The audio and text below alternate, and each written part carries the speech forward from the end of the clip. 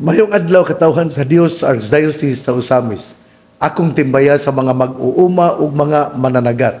Ako pong timbaya sa mga katawhan dinha sa Zamboanga del Sur sa Diocese sa Pagadian.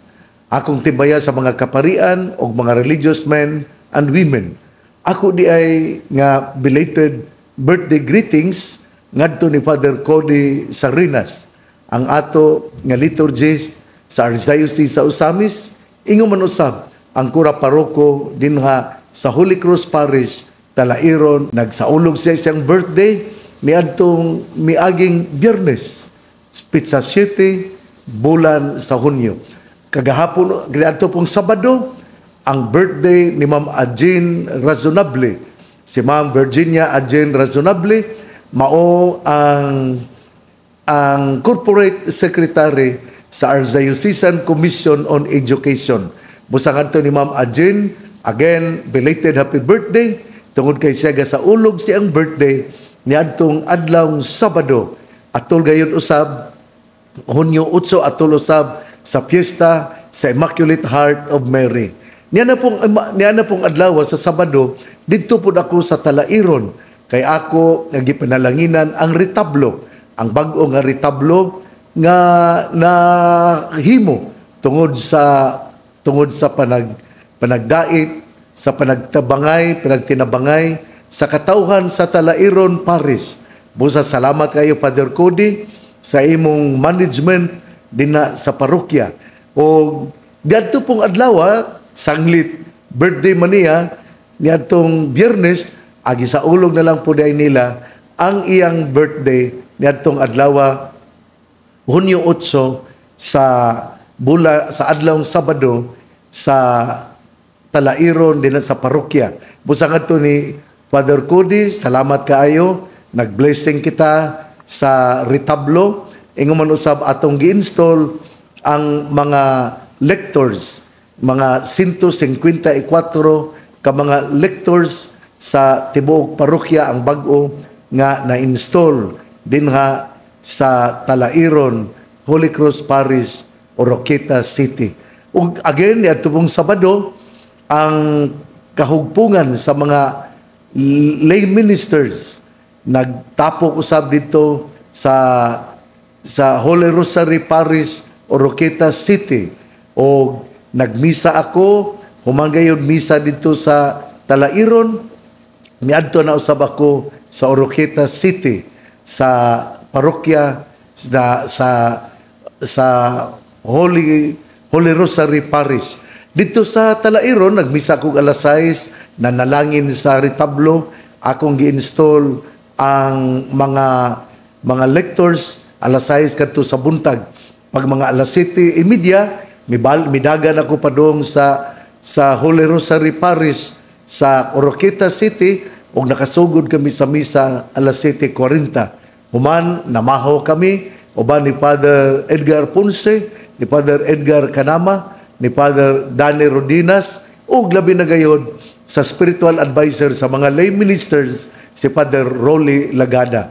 Akong pasalamat sa maayo kayong hanay nga sports fest sa mga lay ministers nga gihimo dito sa Hawanan, dito sa field sa Holy Cross, sa Holy Rosary Parish, Oroqueta City.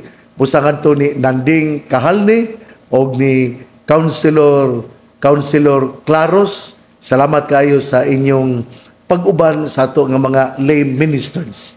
Karong adlaw, Hunyo 10, Lunes, mao ang ikanapulo nga mga semana sa ordinaryo nga panahon. O aniya kita sa ikanapulo nga semana sa ordinaryo nga panahon, ug ang ato nga ebanghelyo karon atong kutloon sumala sa ebanghelyo ni San Mateo. Sa pagkakita ni Hesus sa katawhan, mitunga siya sa bungtod ug milingkod didto. Unya mialirong kaniya ang iyang mga tinun-an ug gitudluan niya sila niining musunod. Bulakan ang miila nga sila kabus sa mga butang espirituhanon, kay ila ang gingharian sa langit. Bulakan ang nagsubo, kay lipayon sila sa Dios. Bulahan ang mapaobsanon, kay makadawat sila sa gisaad niya. Bulahan ang nagtinguha sa pagtuman sa kabubuton sa Dios, kay tagbaon niya sila. Bulahan ang maluluyon, kay kaluyan sila sa Dios. Bulahan ang putli o kasing-kasing, kay makakita sila sa Dios. Bulahan ang naningkamot, nga managdait ang katawhan, kay isipon sila sa Dios nga iyang mga anak. Bulahan ang gilutos tungod sa ilang pagsunod sa kabubuton sa Dios, kay ila ang gingharian sa langit. Bulahan kamo kung bugal-bugalan ug daog-daogon sa mga tao, ug butang-butangan sa tanang matang sa kadautan tungod kanako. Paglipay ug pagmaya, kay dako ang ganti nga gitagana kaninyo didto sa langit. Giingon usab nila niini pagpasipala ang mga propeta nga nahiuna kaninyo. Ebanghelyo sa atong Ginoo, daygon ikaw o Kristo. Mga igsoon, ang atong ebanghelyo karon nindot kaayo, pero kini maoy dako nga opposite sa mga pangandoy sa tao nga mahimong magmalipayon. Matud pa sa ebanghelyo karon, bulahan, paglipay, tungod kay ikaw kabos sa espirituhanon nga kinabuhi. Pero sa standard sa kalibutan, dili man ang kabos, dili man ang masinabuton, dili man ang gidaog-daog, dili man ang gilutos, maoy sa standard sa kalibutan nga maoy bulahan o maoy dawaton sa Ginoo in terms of kinibitang panalangin. Kay alang sa kalibutan, ang adunay panalangin mao kadtong mga dato, mao kadtong dunay gahom, mao kadtong dunay mga posisyon, ug mao kini ang gitan-aw sa kalibutan nga bulahan kay gipanalanginan. Pero sa ato nga pagtuo, ang importante mao nga ikaw kay balo kang mo-detach, kay balo kang nga mulitgo, ug pinagi ni ana ikaw mamahimo nga bulahan. Matud papitaw sa usa ka John's Weekdays Homilies Volume 1 nga sinulat ni John Rose, siya mingon, what the world normally considered as blessed, the rich, the strong, the powerful, the licentious, the fighters, etc., our Lord rejected and called the poor, the meek, the righteous, the peaceful as blessed. The values of Jesus seem to go against the values of the world. Our Lord gave a different charter for blessedness. Those who follow this new charter pronounced by Christ would attain real and lasting blessedness. In the Old Testament, on Mount Gerizim and Mount Ebal, the blessings and curses were read out to the Israelites, but our Lord pronounced only blessings from the mountain of beatitude. We are to believe what Christ said on the mountain for our own happiness. Grace and truth flow from Him, and with Him are the words of eternal life. The gates of blessedness are open for us by Christ, and in Him and by Him are we to receive grace and glory. Mauna nga, ato yung hinumduman nga lahi ang pagtanaw sa kalibutan kung unsaon nga ikaw makabaton sa panalangin, makabaton sa kalipay. Alang sa kalibutan, ang kalipay makitaan din nga sa abundansya sa kinabuhi nga anaa ang gahom, anaa ang salapi, anaa ang imong posisyon o uban pa. Pero alang kang Hesus, ang pagkabulakan, ang tao mao nga siya andam nga magpakabus atubangan sa Ginoo.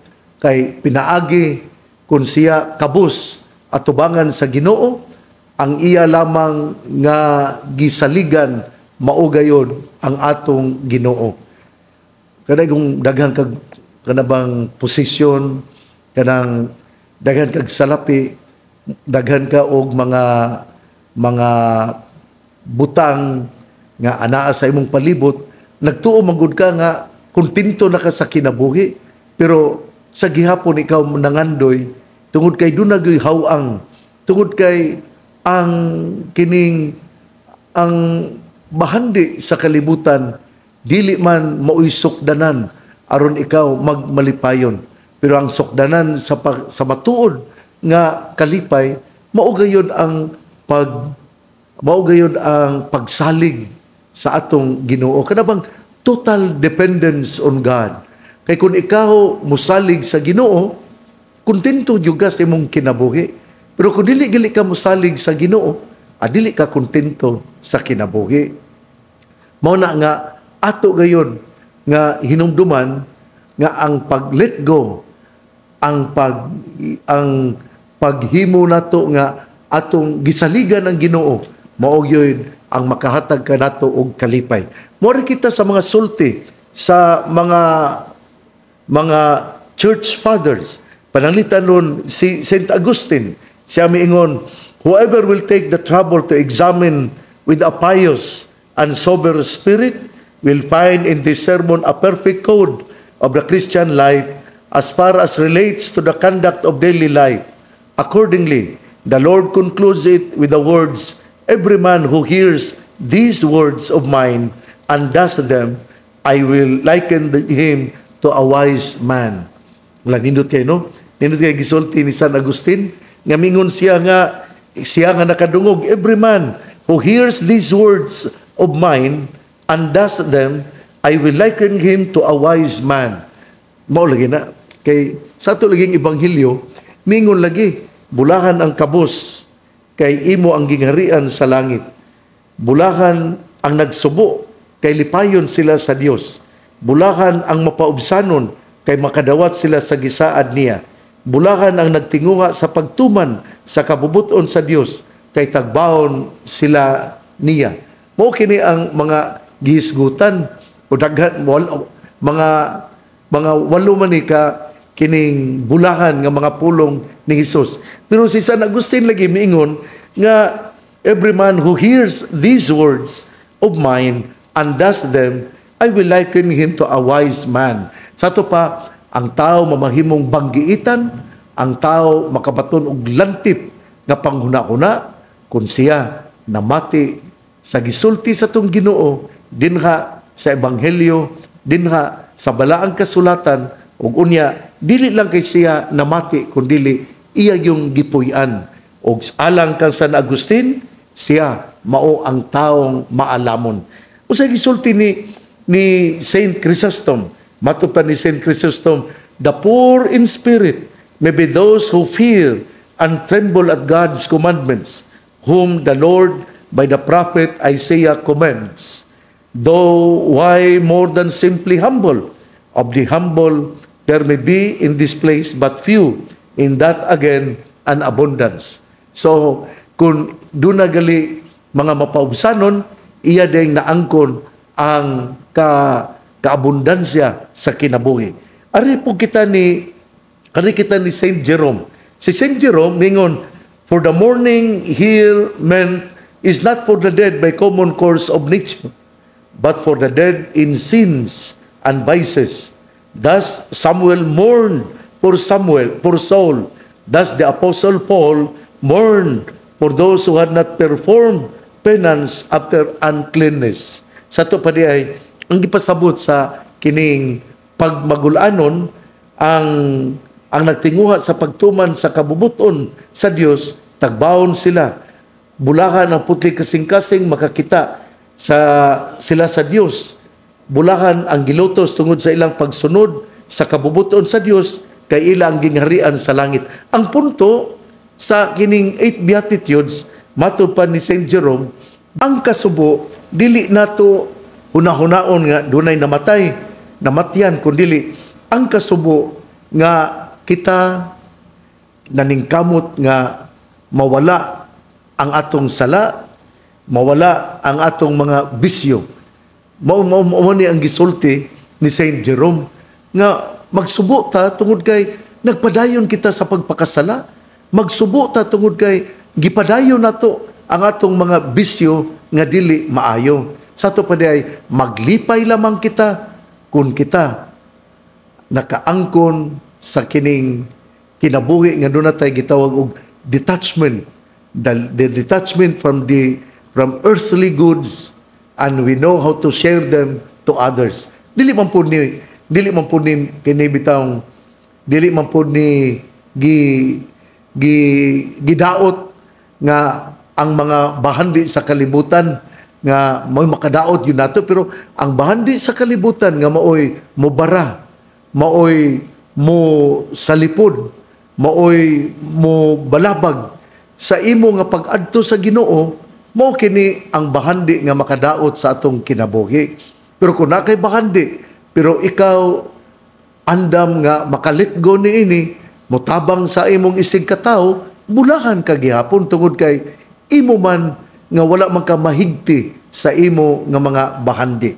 Hinaot nga nining ato karon nga pagpamalandong sa pagkabalaan, sa atong pagpamalandong sa Beatitudes, ato yung hinumduman nga importante kaayo nga kita makahuna-huna nga ang pagkabulakan maangkon lamang kung kita adunay kinabuhi kasing-kasing nga maka let go sa mga butang nga murag muhigot nato aron kita mamahimo nga kining kalibutanon ra kaayo.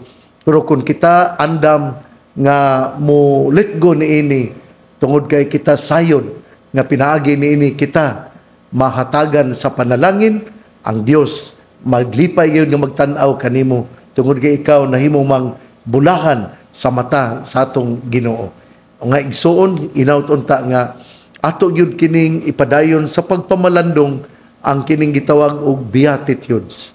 Ato gyud kini nga hatagan og luna sa atong pagpamalandong aron kita makahuna-huna nga unsa ring pamaagi aron kita mamahimong balaan. Importante kaayo nga kita mabalaan aron kita makasulod sa gingharian sa langit. Nindot unta kaayo kung kitang tanan nga nakabati nga ikaw usab maghinulsol sa imong mga sala, unya imong dawaton nga si Jesus mao nga atong Dios ug manunubos, ug tungod ni ana ikaw misalig ug midepende gayud sa panalangin sa Ginoo. Ang dili pagkabalaan mauman kun ikaw murag mubarog ka sa imong kaugalingon ug dili ka moila nga nagkinahanglan ka sa Ginoo. Mao kana ang kinaiya sa tao nga dili gyud mabalaan. Mubarog ka sa imong kaugalingon unya dili ka moila nga ikaw nagkinahanglan sa Ginoo. Sayop kayo kana nga kinabuhi. Importante kaayo nga kita moila nga ang tanan gikan gayud sa Ginoo o bastante sa kinabuhi kung kita gipuy-an sa Ginoo. Muna nga hinaut-unta nga kadtong namati nako karon imong mahinumduman nga kinahanglan gayud nga mukapyot kita sa Ginoo, kinahanglan gayud nga muduol kita sa Ginoo, kinahanglan nga muila kita nga ang Ginoo mo'y tuburan sa tanang panalangin. O tungod kay niila kita nga ang Ginoo mo'y tuburan sa tanang panalangin, gihinulsol punta sa atong mga sala o kay balo kitang maka-let go sa mga bahandianon nga butang nining kalibutan. Hinautunta nga masilsil yun kini sa itong alipatakan o ginaot nga sa kanunay kita makahinumdom nga ang Dios mitawag kanato aron kita mamahimong balaan og atong mapuy-an ang grasya sa Dios. Ang mayong balita ang maong pulong ni Hesus, ang ayang pamation, pamalandungan ug paningkamutan nga mapuy-an. Bulahan ang tawo nga namati sa pulong sa Ginoo, sama siya sa kahoy nga gitanom, daplin sa usa ka sapa, kansang dahon dili gayud malaya. Tempo sa timbunga siya mamunga. Igsuon, ugma na usab. Ay, di ato ding Bernis, human yun ako sa misa dito sa Missionary Sisters of Our Lady of the Triumph of the Cross, sanglit, primero man nga Bernis sa bulan, ug unya, piyesta usab sa kasing-kasing ni Jesus, sa Sacred Heart of Jesus. Malipayon kayo ako nga misaulog sa misa uban sa mga kamadrihan o mga katawhan dinha sa Pinggol. Unya, human sa misa, miadto na usab ako sa Kalamba o among gisaulog ang Sacred Heart of ang kapistahan sa Sacred Heart of Jesus dito sa eskwelahan sa Sacred Heart College of Calamba Incorporated. Among gisaulog giadto nako tungod kay mauman usab kadto ang kining pasalamat kay mi-retire naman si Ma'am Zenaida Mediha, isip principal sa elementary department. Busa akong congratulations nga nalipay kayo ako nga mi award kang Ma'am Zenaida Mediha nga taga Calamba, Misamis Occidental. Gitagaan ako siya og certificate of appreciation. Ingon man usab aduna pud siya kining kwarta pud nga agi og kining separation pay niya. Pero magtungod sanglit kay kining malantip man og huna-huna si Ma'am Zenaida Mediha, mupadayon siya sa pagtudlo dinha sa Sacred Heart College of Calamba Incorporated sa college department. Unya, amo pong gipanalanginan ang cross nga gihatag ni Governor Henry S. Waminal, iya gyutong gidala sa wala pa ang COVID. Tagaan ko niya cross nga dako kaayo kung gusto mo tan-aw, nindot kaayo naa sa kining plaza sa Sacred Heart College of Calamba Incorporated. Naa ang cross gipanalanginan. Muna nga salamat kaayo Governor Henry S. Waminal, salamat ni Attorney Ma'am Pearl sa imong gihatag nga cross uban sa Bible nga dako kaayo. Salamat. Unya pupadayon ako sa pag-ingon nga pinaagi sa tong pagtinabangay ato yun nga namugna ang kalipay alang sa katawhan.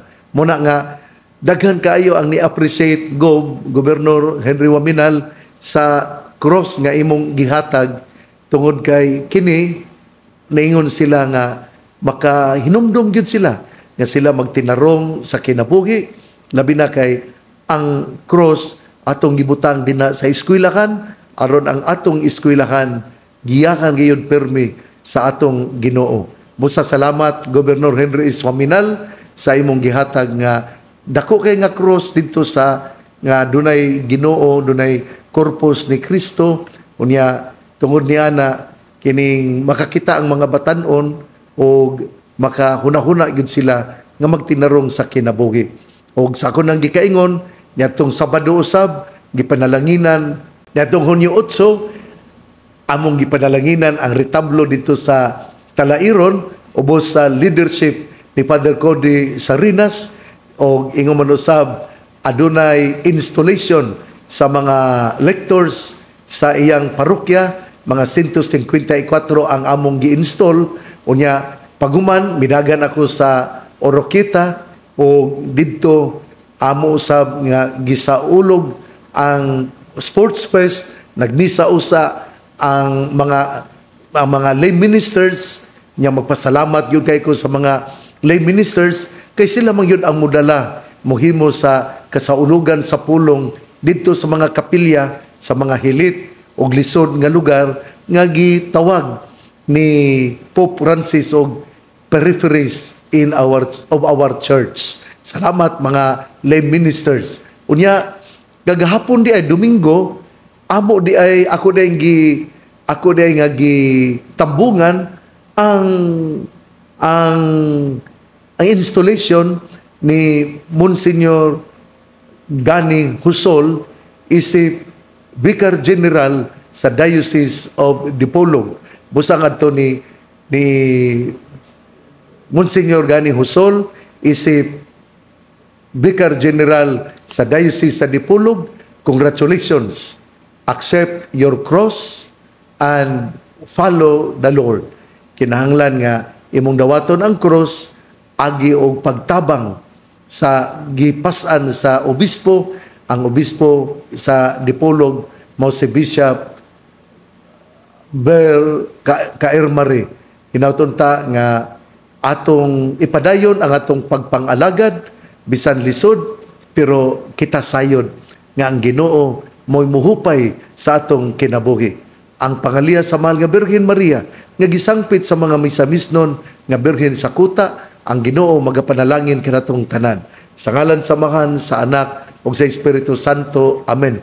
Ay sa kuan di ay sa Pitsa 11 moadto ako sa Sugbo aron mumisa ako diya sa Toledo City dina sa parokya ni San Juan sa Hagon dina sa Toledo City. Diin ang ako nga mga duha ka classmates sila si Father Butch Senyoron o si Father Ace Bucalis ang na-assign po dinha.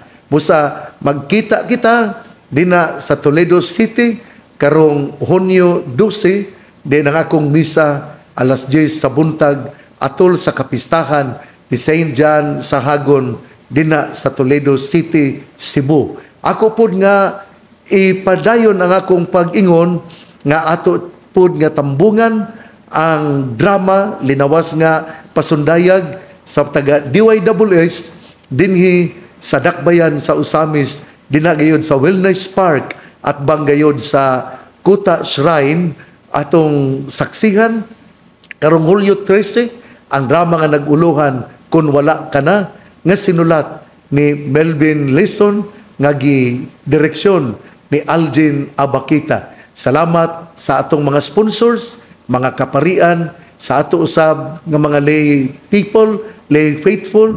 Salamat ni Governor Henry S. Waminal, salamat ni Congressman Ando Waminal, salamat ni Mayor Indy Waminal, salamat usab ni Vice Mayor Bebe Neri, salamat usab ni Councilor Saulo Salvador, salamat usab nila ni Ma'am Merlin Cypress, nila ni Jenna Reville dina sa Public Mall, ingong usab ni Marivic Raagas, ug sa tanan nga namati nato dinha sa Public Mall.